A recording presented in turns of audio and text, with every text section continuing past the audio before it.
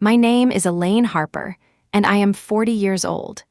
2 weeks ago, my little sister slid a folder across my mother's kitchen table and asked me to save her nursing license with a lie. The folder was pale yellow. My old hospice badge was clipped to the front, the one with my tired face and the blue stripe that said charge nurse. Inside was a typed statement with my name already printed under the last paragraph. It said I had advised Tara during a patient incident.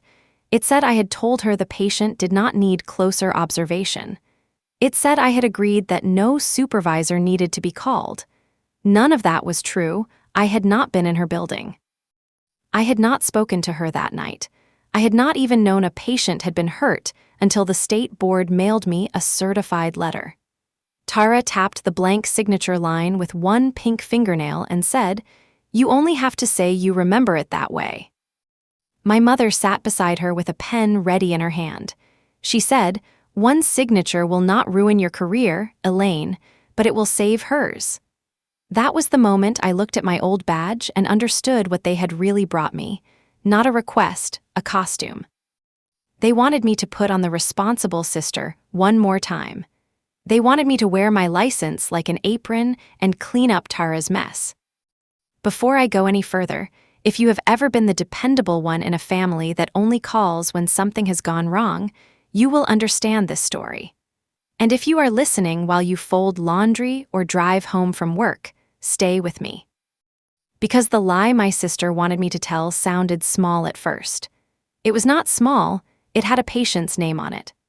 I grew up in Dayton, Ohio, in a narrow brick house with a maple tree out front and a mother who could turn any mistake into my responsibility. My father, Bill, worked for the county water department. He was quiet in the way good men sometimes become quiet when they have decided silence is easier than conflict. My mother, Patricia, ran our home like a tiny court. She decided who was guilty, who was forgiven, and who owed the family an apology. Tara was 6 years younger than me. She was bright, pretty, funny, and allergic to consequences. When she broke the porch window, I had been distracting her. When she lost her school library book, I should have helped her keep track of it. When she skipped practice, I had made her feel unsupported. That was the family math. Tara caused the problem. Mom found the reason, I paid the invoice. I was not a perfect child, nobody is. But I learned early that peace in our house had a price. If I took the blame, Mom stopped shouting. If I fixed what Tara broke, Dad stopped rubbing his forehead. If I swallowed my anger, dinner stayed warm and the neighbors did not hear anything.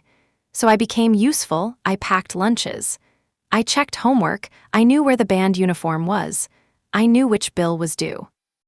By the time I was 14, adults were already calling me mature.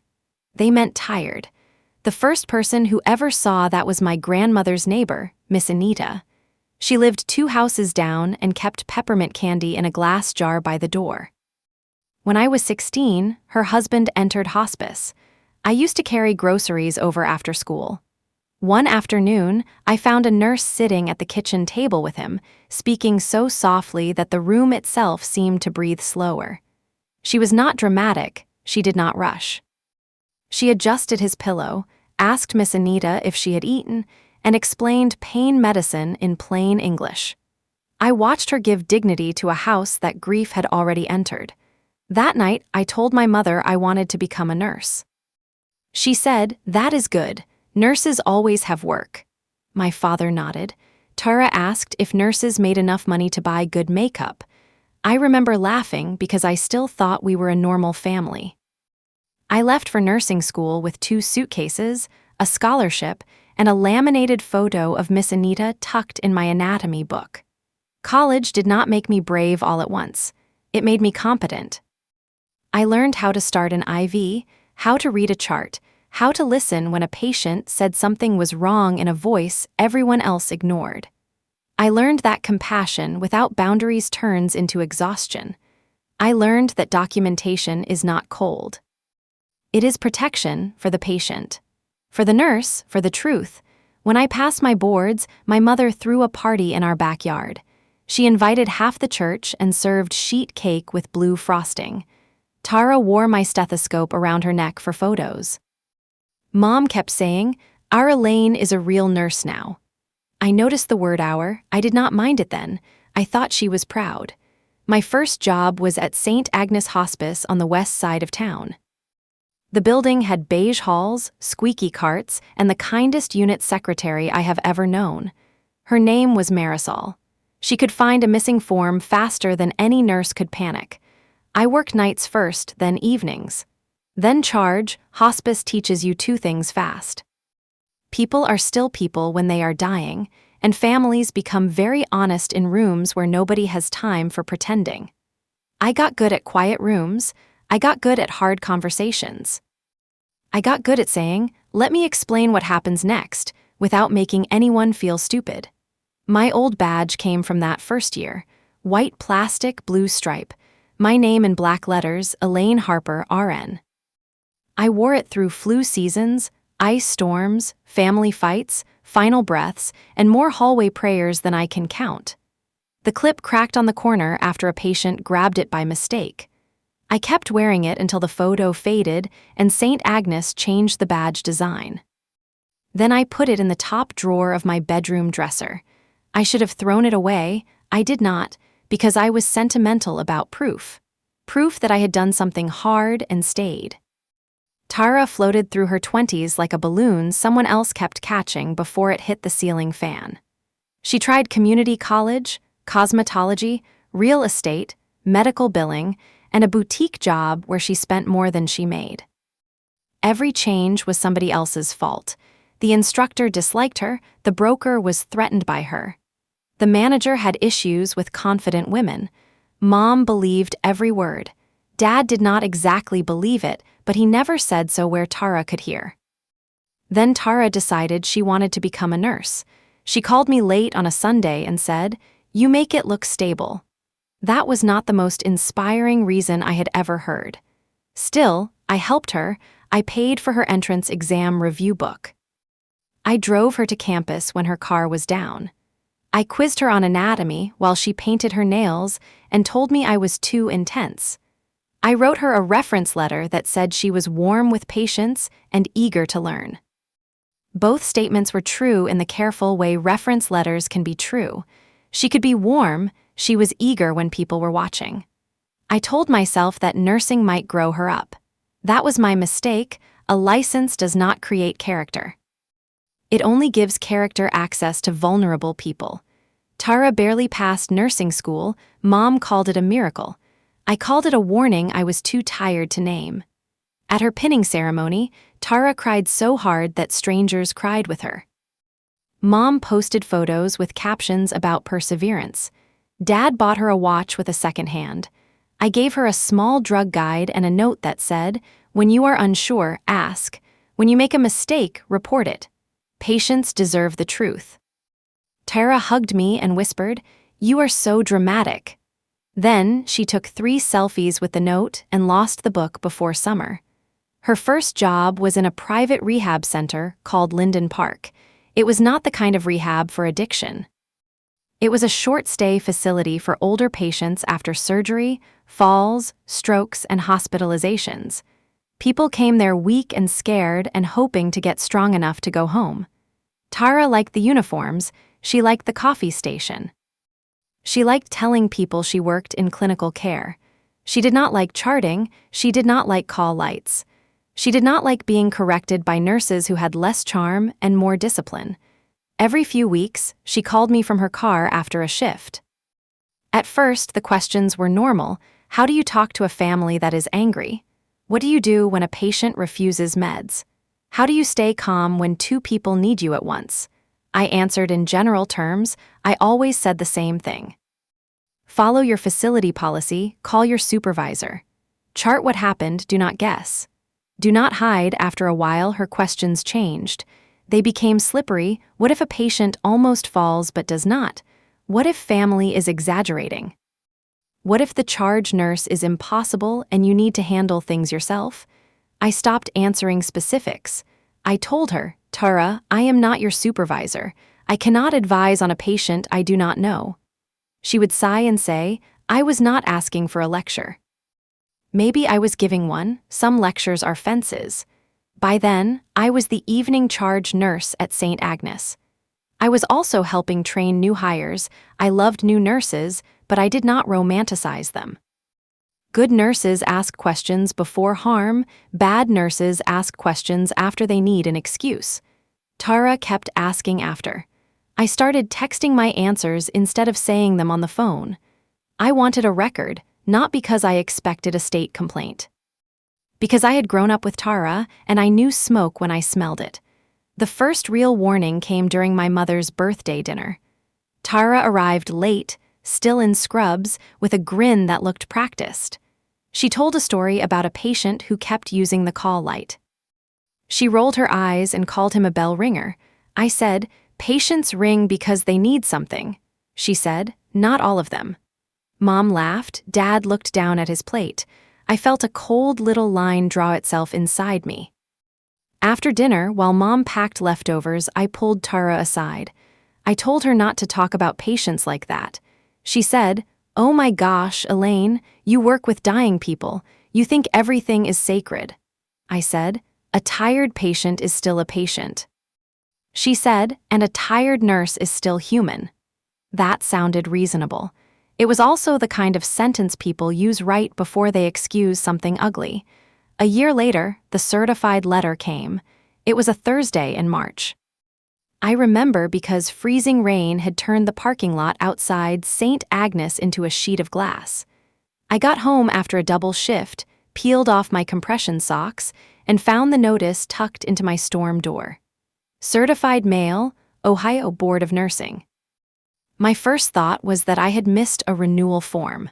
Then I opened it. The letter said my name had appeared in an incident statement connected to a complaint against Tara Harper, RN, employed at Linden Park Recovery. It asked me to confirm whether I had provided clinical guidance by phone during the evening of the incident. There was a case number, there was a patient name. There was a date, there was a copy of Tara's written statement. I stood in my hallway with my coat still on and read the sentence that changed my life. After consulting my sister, Elaine Harper, RN, a hospice charge nurse with extensive experience, I understood that observation in place was appropriate. Observation in place, that was not a phrase I used. It sounded like a phrase someone invented while trying to sound professional. The patient was named Mrs. Carolyn Winslow. She was recovering from hip surgery. According to the complaint, she had used her call light several times that evening because she felt dizzy and needed help to the bathroom. Tara documented that Mrs. Winslow was stable, oriented, and safe in her chair. Less than 20 minutes later, Mrs. Winslow tried to stand alone. She fell, she fractured the same hip again. Her daughter filed the complaint. Tara's statement said she had stepped away briefly to handle another patient. The attached timeline suggested she had been gone longer. Then came my name, my license. My supposed advice, I sat on the floor because my knees went soft. I had spent almost 20 years protecting that license. Tara had borrowed it in one paragraph. The first thing I did was check my calendar. On the night of the incident, I had been at St. Agnes from 3 in the afternoon until after midnight. I had supervised 2 admissions, 1 death, and a family meeting in room 12. I had not received a call from Tara. I had not sent her a text. I pulled up my phone record, no call. I checked our staff messaging app, no gap where I could have taken a private consultation. Then I opened my old texts with Tara. There it was, 3 weeks before the fall.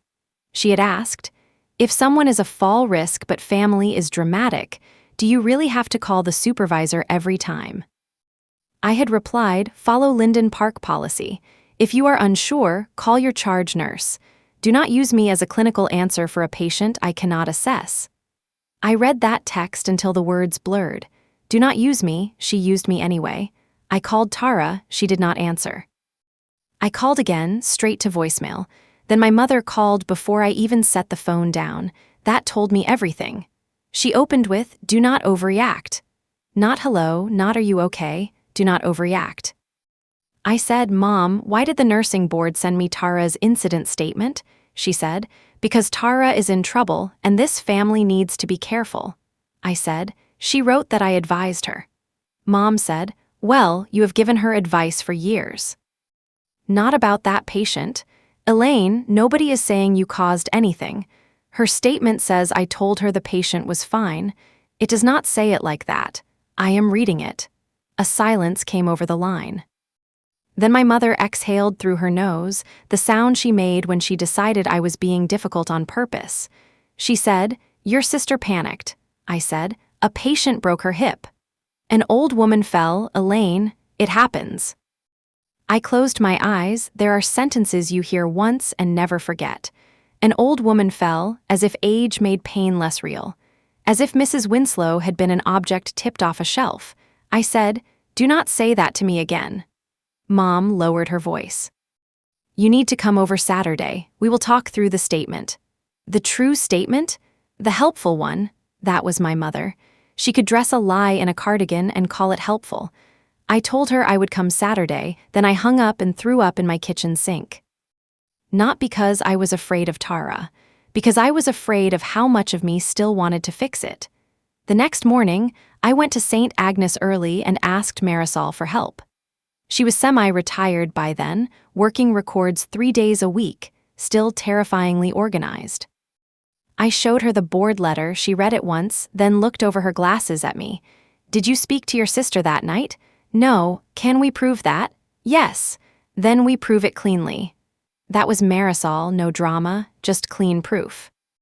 By lunch, I had a copy of my time card, the assignment sheet, the badge access log, and a signed note from my supervisor confirming I had been on duty at St. Agnes during the incident.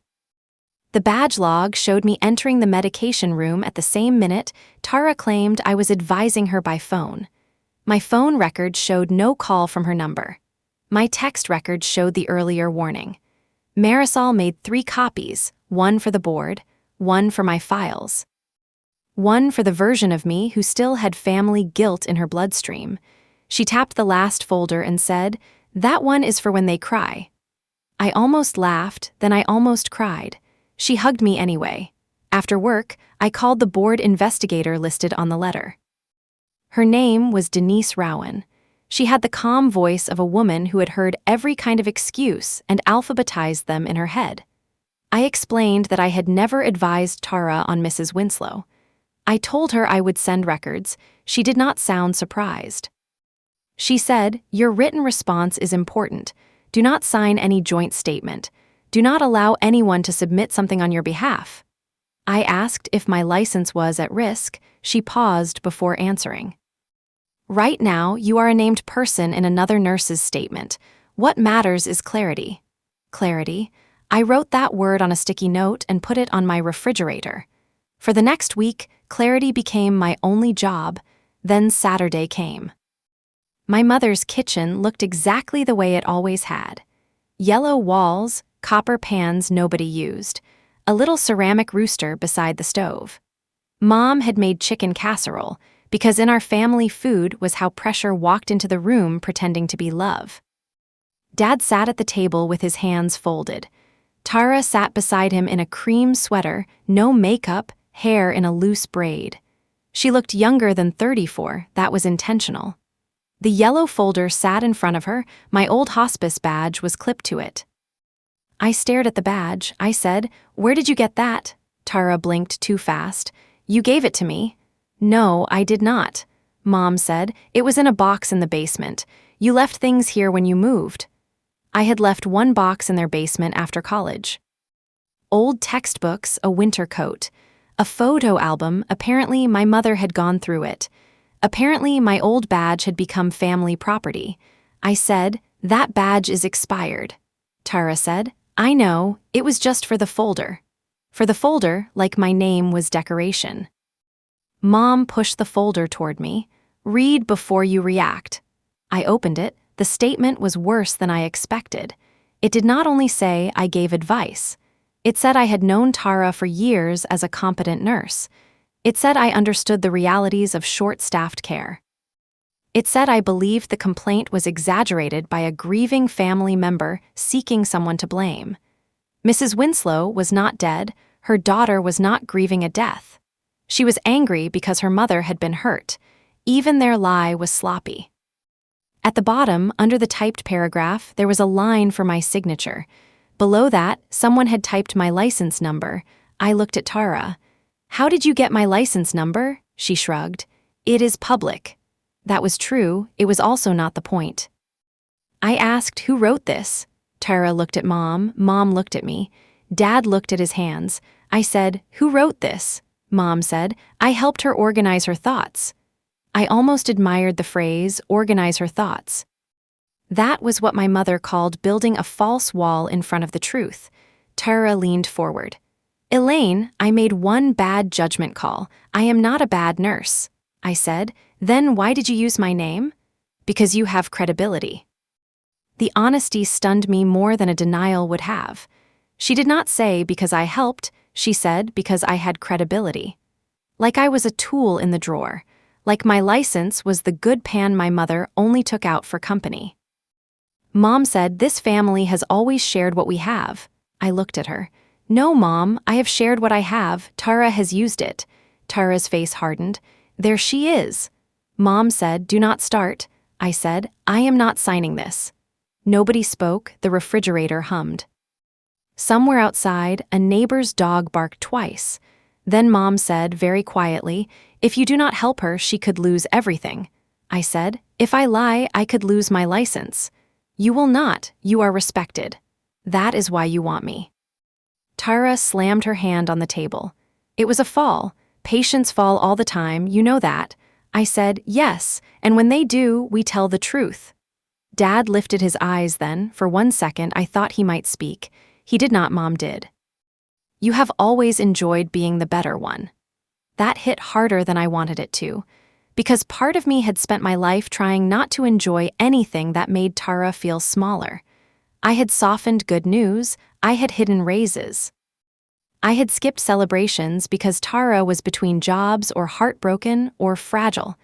Now my mother was calling my honesty vanity. I stood up. "I will send my own statement to the board." Tara's voice cracked. "You would really do that to me?" "No, you did this. I am refusing to join." Mom stood too. "You walk out that door, and do not expect us to forget it." That was meant to scare the little girl who used to clean broken glass off the porch. It did not scare the charge nurse who had watched families beg for one more hour. I picked up my purse. Then remember it accurately. I left without taking casserole. On the drive home, my phone buzzed so many times I finally turned it off. When I turned it back on that night, there were 14 messages. None of them asked about Mrs. Winslow. That became another kind of evidence. Not for the board, for me. Tara wrote, "You are making this about you." Mom wrote, "Your sister is vomiting from stress." Dad wrote, "Please call your mother." My aunt wrote, "Families do not testify against each other." A cousin I barely knew sent, "Nurses protect nurses." I stared at that one for a long time, "Nurses protect patients." That was supposed to be the whole point. I printed the messages, then I felt ridiculous. This was not a binder story, this was not some grand legal drama. It was my family trying to bully me by group text. But Marisol's voice came back to me, clean proof. So I made a folder, not a dramatic one. Plain blue. Inside, I placed the board letter, Tara's statement, my time card, the badge log, phone records, the warning text, and every message pressuring me to lie. At the front, I clipped my old badge in a clear sleeve. Not because it still had power. Because I wanted to remember what they tried to make it mean. For the next 3 weeks, life split in half. At work, I was Elaine Harper, charge nurse. I checked pain pumps, I called doctors. I explained hospice benefits to families who thought accepting help meant giving up. I held a woman's hand while her brother sang old gospel songs from his phone. I corrected a new nurse's charting and brought her coffee afterward so she would know correction was not rejection.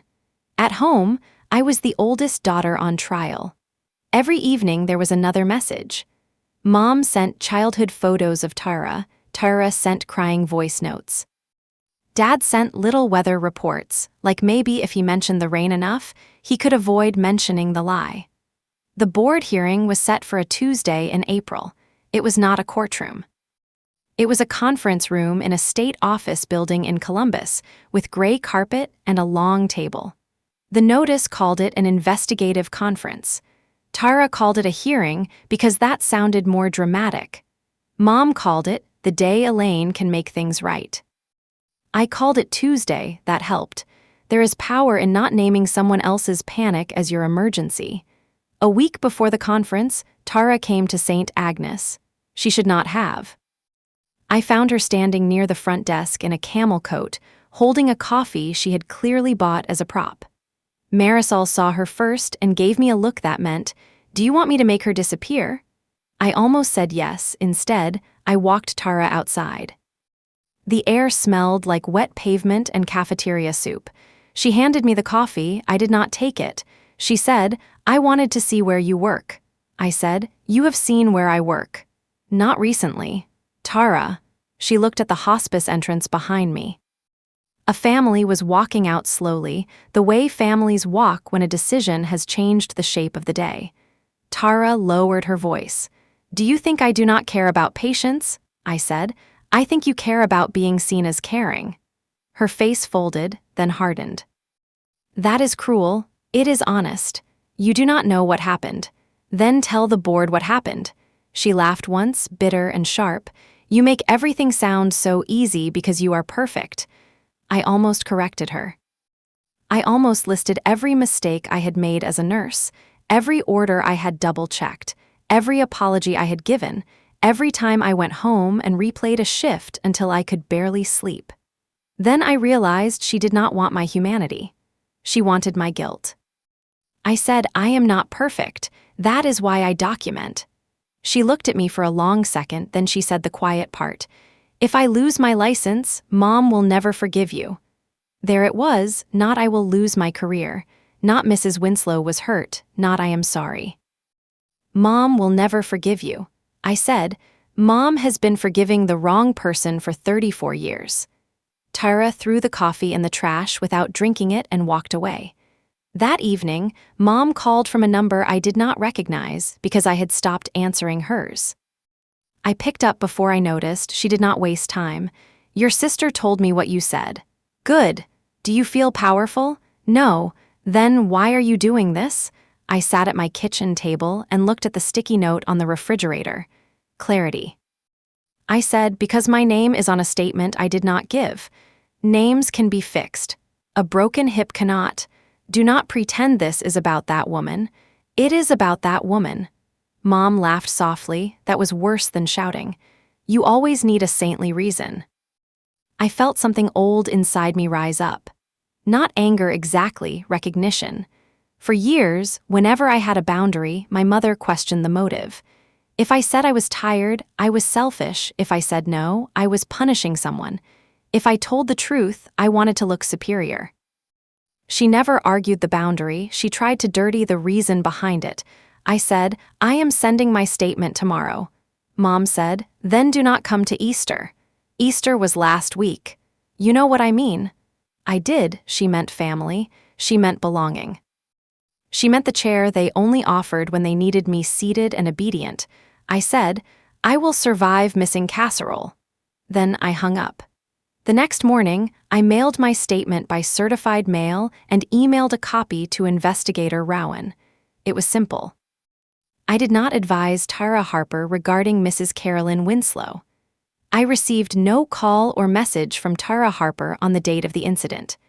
I did not authorize my name, license number, job title, or professional reputation to be used in her statement. Attached are records supporting these facts. I read it 3 times before sending, no adjectives. No family history, no anger, just truth with receipts. For a few hours, I felt lighter. Then the board replied. They confirmed receipt and informed me that I might be asked to appear by phone or in person during the conference. I knew what that meant. Tara's story and my statement did not match. Someone would have to answer questions. When I told my supervisor, Beverly, She closed her office door and asked if I wanted representation. Beverly had been a nurse longer than I had been alive. She wore bright scarves and had a stare that could sterilize a room. I said I did not think I needed a lawyer. She said, "Need and deserve are different." Then she gave me the number of an attorney who handled professional licensing issues. His name was Paul Nasser. He reviewed my documents for a flat fee and said the same thing Marisol had said in lawyer language. Tell the truth, do not speculate. Do not let family pressure pull you into a joint narrative. Then he added one sentence that stayed with me. Your sister made you a shield after the arrow had already landed. I wrote that down too. Maybe I was becoming a woman of sticky notes. During that same week, I also learned what Tara meant by character witness, and the phrase made me angrier every time I heard it. A character witness is supposed to tell a board what kind of professional a nurse has been when no one is in trouble yet. It is not supposed to become a spare tire you bolt onto a story after the truth has already gone flat on the road. Paul explained that I could appear only to answer questions about myself, my records, and whether Tara had used my name with permission. He warned me not to volunteer opinions about what happened inside Linden Park, because I had not been there, and pretending otherwise was the exact trap Tara had set. That was the part my family refused to understand, or maybe the part they understood so well that they kept trying to blur it. They kept saying I only needed to speak for Tara's heart, but the statement on the table asked me to speak for her judgment. They kept saying the board cared about compassion, but the board also cared about whether a patient had been left alone while dizzy. They kept saying no one would blame me, but they had typed my license number under a sentence that blamed my advice. Every version of their request had the same hidden bargain, which was that my clean record could absorb Tara's dirty paragraph. I spent one evening reading the complaint again, slowly, with a highlighter in my hand and a knot growing behind my ribs. The painful part was not that Tara sounded frightened in her statement, because fear was human, and I had seen it in better nurses than either of us. The painful part was that she described Mrs. Winslow like a problem to be managed, instead of a woman whose fear had been inconvenient. She wrote that the patient was repetitive, demanding, and difficult to redirect, as if those words explained why the call light went unanswered. I had met hundreds of repetitive patients, and most of them were repeating themselves because nobody had made them feel safe the first time. That sentence stayed with me because it was the difference between irritation and care, and nursing lives or dies in that difference. By the time I closed the file, I was no longer thinking only about my license, even though my license was reason enough. I was thinking about every family member who reads a chart because they are trying to understand how a loved one got hurt. I was thinking about Laura Winslow sitting at a kitchen table somewhere, trying to decide whether her mother's pain had been treated like evidence or background noise. I was thinking that if I let my name polish Tara's version, Laura would spend years wondering why a respected hospice nurse had blessed a decision I never saw. That is what lies do inside records, even small lies that families call harmless and managers call unfortunate. They do not just protect the person who made the mistake. They rearrange the room around the person who was harmed until the truth looks less lonely and the pain looks less specific. Once I understood that, the choice stopped feeling like a choice between my sister and my career. It became a choice between a record that could hold a patient's name correctly and a family story that needed her name erased. The weekend before the conference, my father came over alone. That had not happened in years. He stood on my porch in his old brown jacket, holding a paper bag from the bakery near my parents' house. Cinnamon rolls, he knew I loved them. He also knew food softened me. I let him in anyway. He sat at my kitchen table and looked smaller than he used to. Age had thinned his hair and his courage at the same pace. He pushed the bag toward me. Your mother is upset. I know. Tara is scared. I know. He rubbed his palms on his jeans. She made a mistake. Yes, She is still your sister. Yes. He looked relieved, like he had reached the correct line in the script. I waited. He said, "Can you not say it in a way that ruins her?" I asked. "What is the gentle version of I did not do this?" He did not answer. I said, "Dad, did you read the patient complaint?" "No, did Mom?" "I think so." "Did Tara tell you Mrs. Winslow fractured her hip?" His face changed, not enough, but some. "Your mother said the patient fell.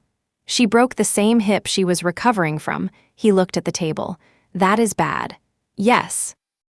Another silence. Then he said, "I am sorry they put your name in it."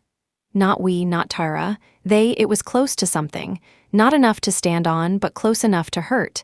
I asked, "Will you say that in front of Mom?" He closed his eyes. For one wild second I thought he might say yes. Then he said, "You know how she gets." There are marriages built on that sentence. "You know how she gets," it sounds like helplessness. Usually it is permission. I stood and walked to the counter. "Dad, I love you, but I am not losing my license because you are afraid of your wife." He flinched. I did not apologize. He left the cinnamon rolls. I threw them away after he drove off. Not because I did not want them, because I did. The conference day came gray and windy. Columbus looked washed out, all concrete and low clouds. I wore navy pants, a white blouse, and flat shoes. No jewelry except my watch. The old badge was in my folder, inside the clear sleeve. Not on me, never on me again. Marisol drove with me because she said nobody should walk into a room full of family pressure alone. She wore a red coat and carried a tote bag with snacks, tissues, and 3 pens. At the state office building, she squeezed my hand in the lobby. "Clean proof," she said. I nodded. The conference room was on the 4th floor. Tara was already there with Mom and Dad. Tara wore gray, soft, and serious. Mom wore pearls. Dad looked like he wanted the carpet to open under him. There was also a woman I recognized from the complaint file. Mrs. Winslow's daughter, Laura. She sat at the far end with a folder on her lap. She looked exhausted in the specific way caregivers look exhausted. Not sleepy, scraped thin. When Tara saw me, she looked away. Mom did not. She stared at my folder like she could set it on fire with manners. Investigator Rowan sat with 2 board panel members and a staff attorney. Nobody looked impressed by pearls. That helped me breathe. The first part was procedural, names, roles, purpose. The panel chair explained that the conference was not a criminal trial. It was a professional inquiry. They would ask questions about the incident, the documentation, and the use of my name. Tara nodded solemnly. Mom nodded with her, like a backup singer. The chair asked Tara to describe what happened with Mrs. Winslow. Tara's voice trembled at first, then steadied. She said the unit was busy. She said Mrs. Winslow had been anxious. She said call lights were stacked up. She said she made a judgment call in real time. Then she said my name. "My sister Elaine is a hospice charge nurse. I have relied on her professional guidance for years."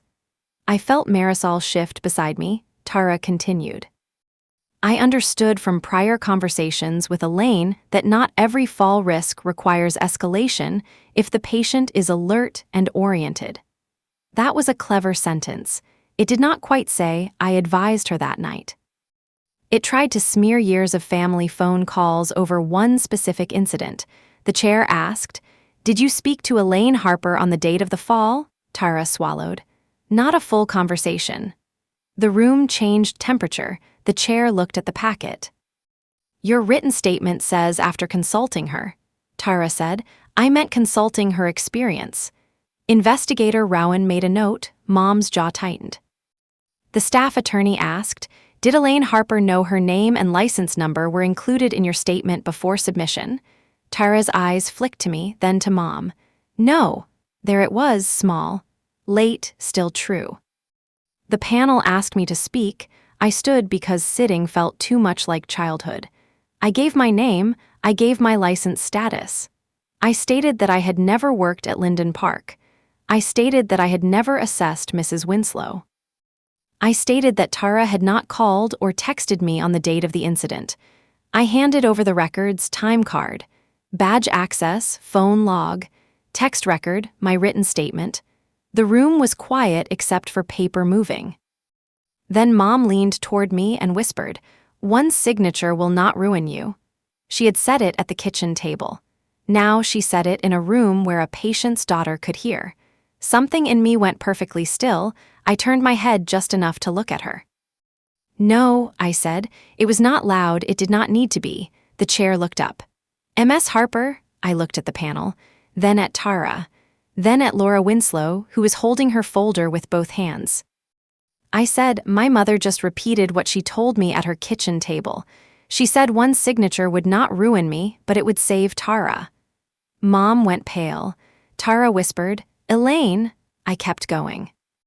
My sister did not ask me to remember something differently. She asked me to let my license make her story believable. My mother asked me to sign a statement I knew was false. The staff attorney asked, "Do you have that proposed statement?" I opened the blue folder. For 1 second, I saw the whole history of my life in that motion. Every school permission slip I signed for Tara, every bill I covered, every apology I made because she cried first, every time my mother handed me the pen. Then I took out the yellow folder.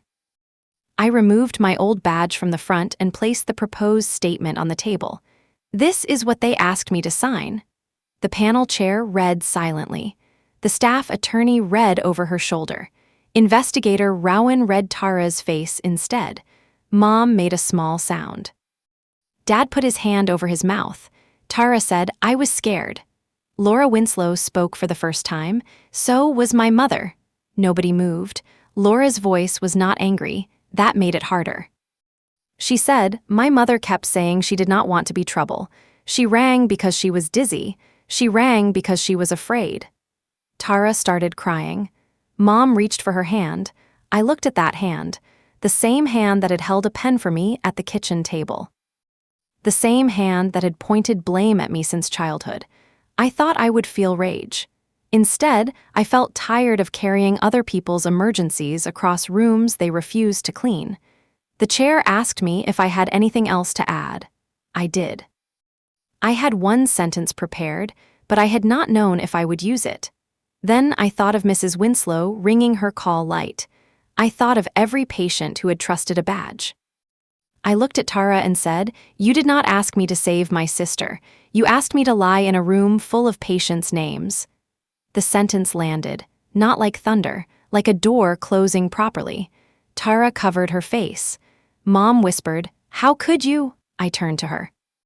Accurately, that was all. The panel took a short recess. In the hallway, Mom came at me before Marisol could step between us. "You humiliated her," I said. "Tara submitted a false statement to a licensing board. You could have handled it privately." It became public when my name entered a patient file. Family should protect family. I looked through the glass wall at Laura Winslow, sitting alone with her folder. Then who was protecting hers? Mom had no answer. For once, no answer at all. Dad stood behind her, pale and quiet. Tara stayed inside the conference room with a tissue pressed under her eyes. She looked small. I had spent so much of my life confusing small with innocent. They are not the same. The panel called us back in. The chair stated that my documentation would be added to the file.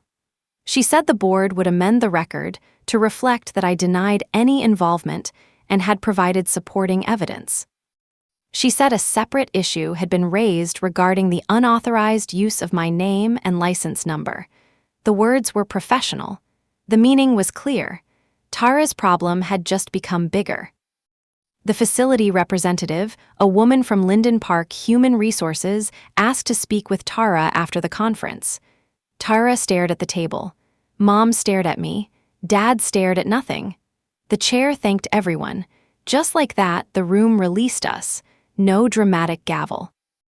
No movie ending. Just chairs scraping, folders closing, people standing with new facts they could not unhear. In the parking garage, Tara caught up to me. Her mascara had smudged under one eye. She looked angry now, which was easier for both of us. "You got what you wanted," I said. "What do you think I wanted? You wanted them to know I was a liar. I wanted them to know I was not. Same thing. No, Tara, it only feels the same because you built your defense on my silence. She flinched. Then she said, I could lose my job. Yes. My license could be suspended. Yes. Are you happy? I thought about lying to make myself softer. I was done doing that. No, I am clear. Marisol stood beside my car, watching like a small red-coated security system. Mom called my name from behind Tara. I did not turn. Dad did. He said, Patricia, let her go. It was the first useful sentence I had heard him say in years. Too late to fix much. Still useful. I drove home with Marisol, and neither of us spoke for almost an hour. Then she opened the tote bag and handed me a granola bar. You did fine. I laughed, because that was the highest praise Marisol gave anyone. At home, I put the blue folder on my desk. I unclipped the old badge and held it in my palm. For years, that badge had meant proof that I was strong enough to stand in hard rooms. My family had tried to make it proof that I owed them my silence. I put it back in the clear sleeve. Then I placed it in a new folder marked personal. Not family, personal. The consequences did not arrive all at once. They came like mail. First, Linden Park placed Tara on unpaid administrative leave pending the board's review. Mom called me 13 times that day. I did not answer. She left one voicemail. You have no idea what you have done to this family. I saved it, then deleted it from my phone. I did know. I had moved the damage back to the person who caused it. That feels cruel only to people who preferred the old address. Then the board sent a letter confirming that no action was being taken against my license. Clean record, no finding, no pending issue. The clean record letter did not erase the month I spent checking my mailbox with my stomach tight, but it gave that fear an ending date I could hold. For the first time since the certified envelope arrived, I understood how much of my body had been braced for punishment that belonged to someone else. I sat there with the letter spread across the steering wheel, and I let myself feel the strange grief of being officially innocent. Innocence sounds like relief, but when your own family has treated your honesty like betrayal, innocence can feel lonely before it feels free. Then I folded the letter carefully, because I had learned that paper can be a witness when people decide memory should serve comfort. I slid it into the blue folder behind the board's closing notice, not as a trophy, but as a boundary with a date stamp. After that, whenever my mother tried to summarize the whole thing as a family misunderstanding, I knew exactly which page proved otherwise. I read that letter in my car outside St. Agnes and cried so hard I missed the start of my shift by 7 minutes. Beverly covered for me. When I walked in, she handed me a fresh badge clip.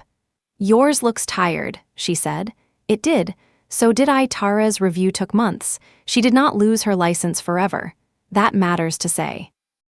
This is not a story where everyone who hurt me vanishes into perfect punishment. Real life is messier and usually more boring.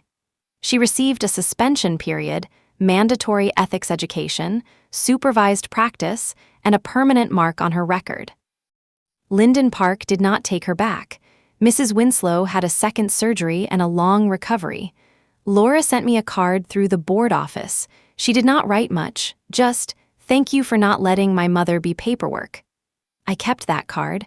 I did not show it to my mother. Some things are not family property. Mom did not speak to me for 7 weeks. That was supposed to punish me. It felt like leaving a noisy machine unplugged. Dad called twice. The first time, I let it go to voicemail. The second time, I answered. He said, "Your mother is still angry." I said, "I assumed." He said, "Tara moved in with us for now." I heard. He sighed. I read the whole complaint.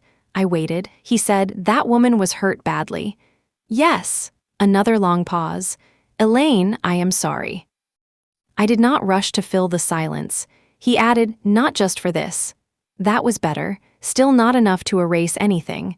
But better, I said, "Thank you." He asked if he could take me to breakfast. I said yes, but not at Mom's house and not to talk about Tara.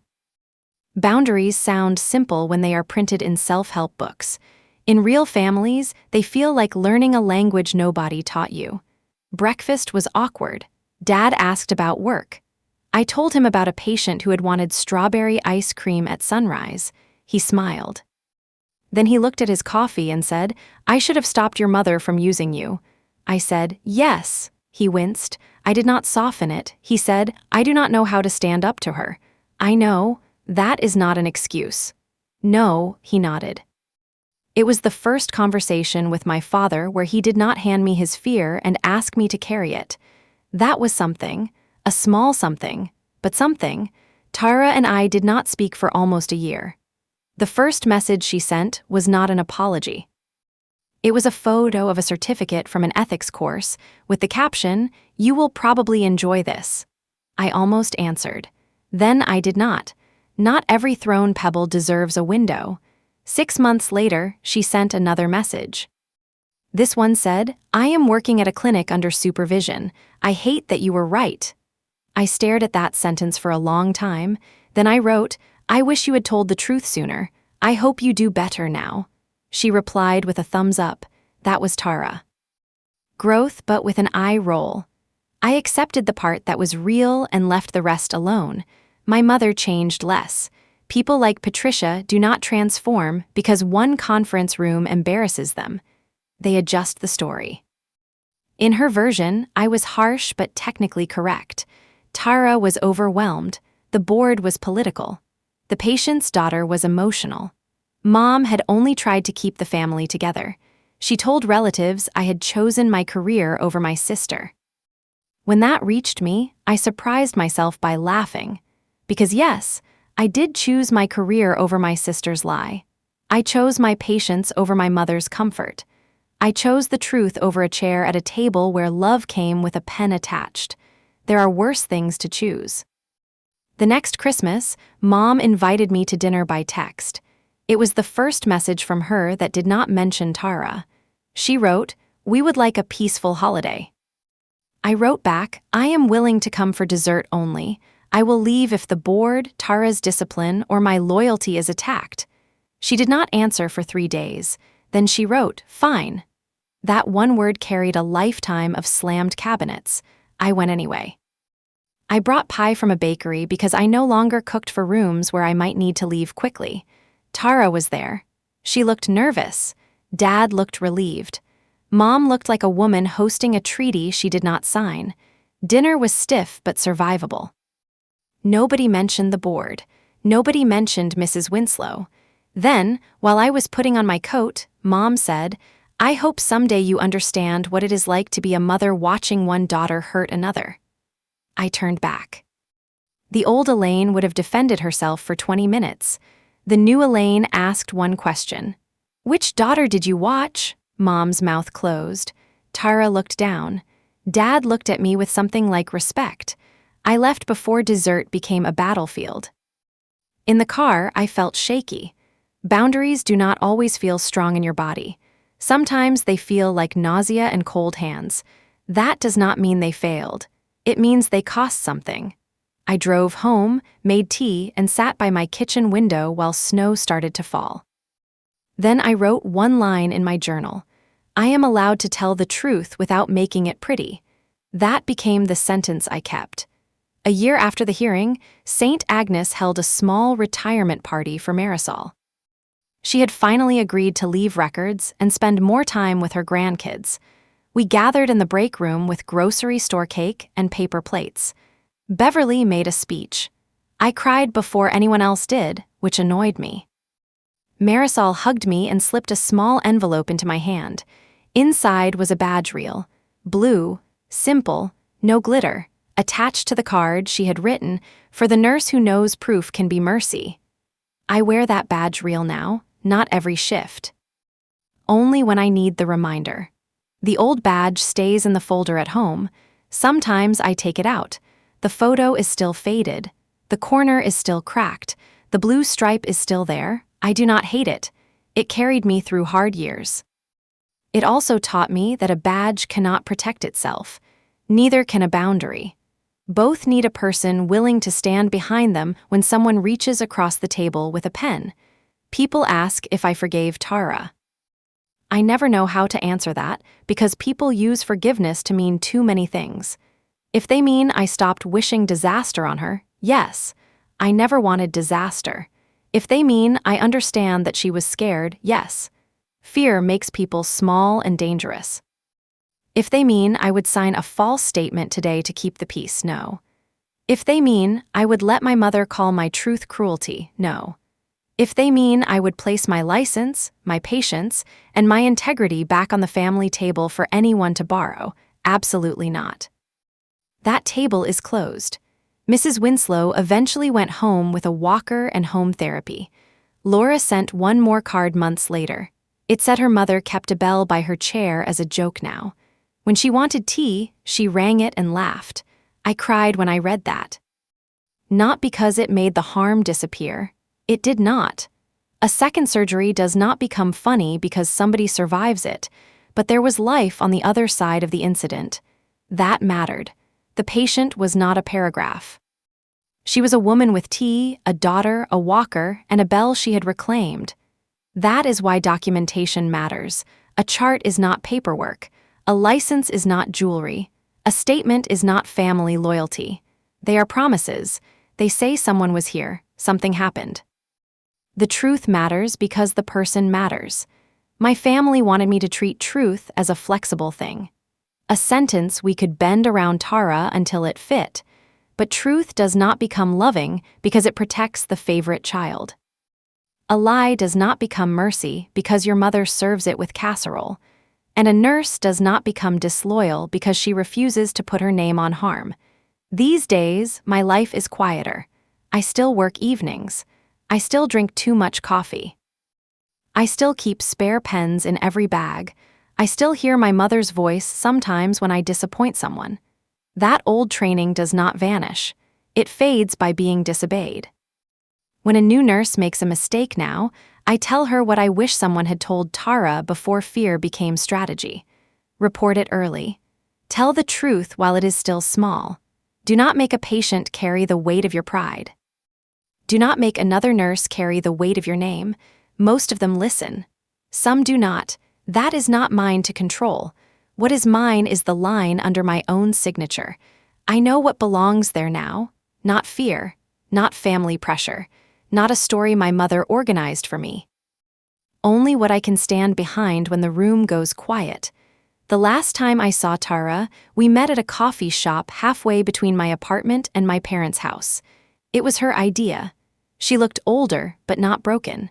That relieved me more than I expected. She told me supervised practice was humiliating.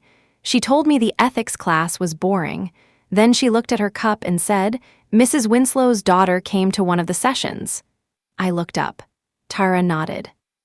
She talked about what it felt like to read the chart, and no parts of it were not true. I did not say anything. Tara's eyes filled. That was worse than the suspension. For the first time, I believed her. Not completely, not forever, but in that moment, yes. She said, "I am sorry I used your name." I waited. She added, "I am sorry I made her fall about me." That was the apology I had not known I needed to hear. Not perfect. Real enough. I said, "Thank you." She asked if we could be sisters again. I said, "Maybe someday, not the way we were." She gave a small laugh. "The way we were was terrible." I smiled. "Yes, it was." We did not hug in the parking lot. This is not that kind of story. We walked to our cars like two women leaving a hard meeting alive. That was enough. Mom still thinks I should have handled it within the family. I think that sentence tells the whole problem. Within the family was where the lie was built. Within the family was where the pen was placed in my hand. Within the family was where Mrs. Winslow disappeared and Tara's fear took up the whole room. Some truths need air. Some rooms need witnesses. Some names need to be spoken where records are kept. My old hospice badge is not clipped to anyone's folder now. It is not a prop. It is not a favor. It is not proof that I owe my sister protection from herself. It is a cracked piece of plastic with a faded picture of a woman who spent years believing love meant being useful. I look at that woman with kindness. She was doing her best. She kept people alive. She kept peace when she could. She also learned, finally, that peace built on a lie is not peace. It is a delay. When my sister asked me to be her character witness, she thought character was something I could donate. Like a casserole, like a ride, like a signature. But character is not what people say about you when you are scared. It is what you refuse to sign when everyone you love is waiting for you to fold. I refused. My sister faced the board. My mother faced a room where her favorite sentence did not work. My father faced the cost of silence. And I went back to St. Agnes with my license clean, my name mine, and my hands steady enough for the next patient who needed me. That was my ending, not revenge. Not a ruined sister. Not a mother begging forgiveness on the porch. Just a woman walking into work with her own badge on her own chest, knowing exactly what her signature is worth.